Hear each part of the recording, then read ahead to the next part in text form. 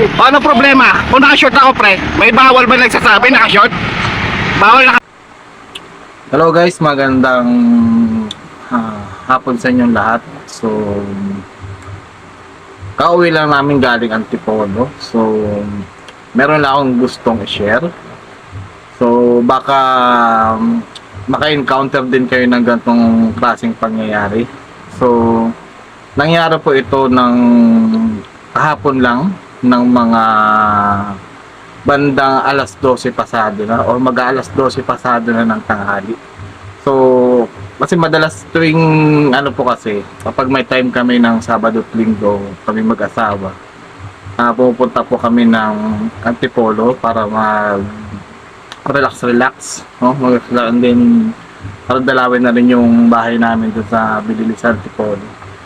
So, madaling sabi, merong hindi inaasa mangyayari. So, hindi ko alam kung ano yung gusto niyang palabasin dito sa taong ito na marami siyang sinasabi, no?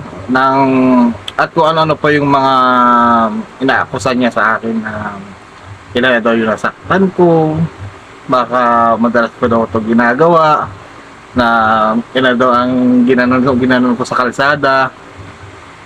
So, ang masasabi ko lang, kung kaya mong patunayan, no, yung sinasabi mo, kung kaya mong patunayan, kung may pruweba ka, no, ilabas mo.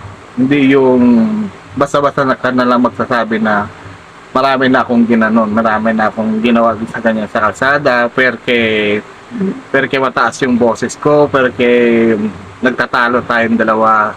Siyempre, natural, galit ka, di ba? Sino ba naman pag galit ka, matatawa ka ba? Natatawa ka ba magsalita? O kalmado ka ba pag galit ka? Di, ako kasi pag ako galit talaga, bino-voice out ko talaga yung boses ko. So, ito kasi yung nangyari. Kayo na lang bahalang humusga. Papakita ko sa inyo yung video. So, kayo na lang ang humusga kung ano yung... Although hindi ko na videohan yung unang pangyayari, kasi naglabas na rin siya nung naglabas siya ng cellphone na para videohan daw ako, ganyan, dahil may narinig ko, no, na bad words ko, no, yun. Naglabas na rin ako ng cellphone. So doon lang kami nagtuloy-tuloy ng pagbibideo, hanggang sa tinigil niya na rin yung pagbibideo, yung nakita niya na nagbibideo ako. Kasi kung talagang naagrabyado ko siya, kasi sinasabi niya ginigit-git ko daw siya. No, ginigit-git ko daw siya. Ba't ko daw siya ginigit-git? Kahit saan daw siya magpunta, ginigit-git ko daw.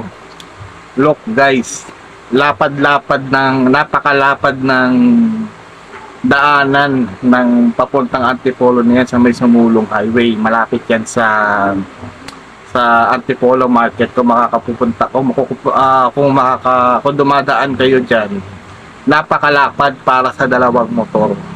Para maggit-gitan kayong dalawa. Di walang gaanong dumadaan. Walang gaanong dumadaan sa nung time na 'yon.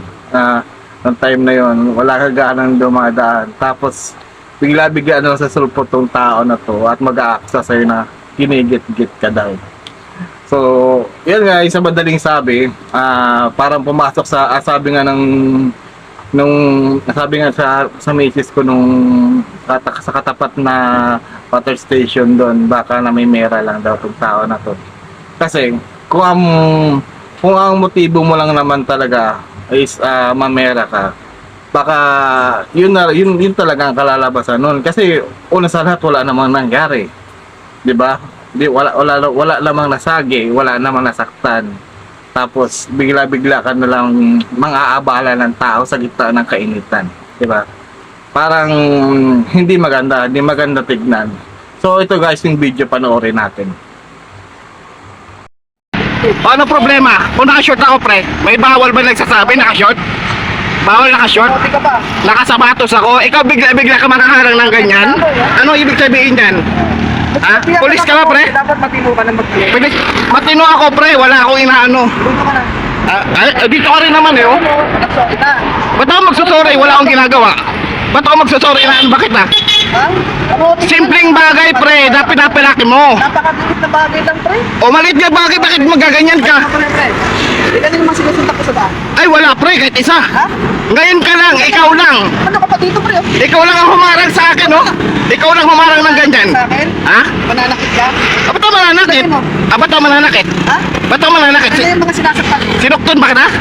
Sinapak ba kita? Ano yung itsura mo? Tignan mo. Sinapak ba kita? Oh, ayan, itsura mo. Tignan mo. Ay! Sumugod ka pa sa akin. Nang